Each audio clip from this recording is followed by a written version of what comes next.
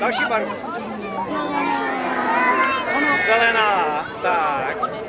Do další barvu. Tohle je žlutá. Opravdu je to žlutá. Opravdu. Jaká to je? To je žlutá. Je možná, že je to oranžová. Jaká barva je tohle? Modrá, jo. Tak, prosím tě, podej mi další.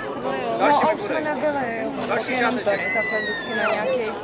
Žádný jiný. Aha, prosím vás, kolik šátků má v ruce? Kolik?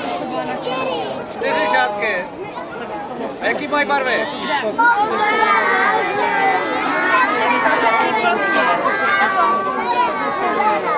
A myslíte, že má stále v ruce, nebo ne?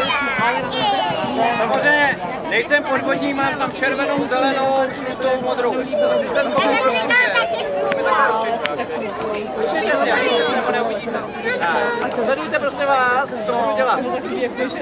Sledujte, já takhle nacpu všechny šátky, sledujte. Levá prázdná ruka, pravá prázdná. Takhle, ty ruku dopředu. Máš tam ty šátky stále. Takže zadělej do ruky. Tak, prosím vás, u kouzelníka se občas stane, že některý šátek zmizí. Představte si, že třeba zmizel, zkusíme, podívej se, červená, zkus takhle roztáhnit před lidma červenou.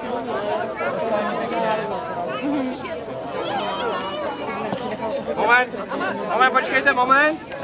Prosím vás, ona do těch šátků smrkala. Oni se nás spojili. Já poprosím pořádný potlesk. Takže prosím vás, moment. Chcete ukázat ještě jedno poslední kouzlo s tímto šátkem? Chcete? Opravdu? Takže sváně sledujte, prosím vás. Sledujte bedlivě. Já vám ukážu šátek z obou stran, jo? Levá prázdná ruka, je to tak? Já si takhle sledujte tento šátek.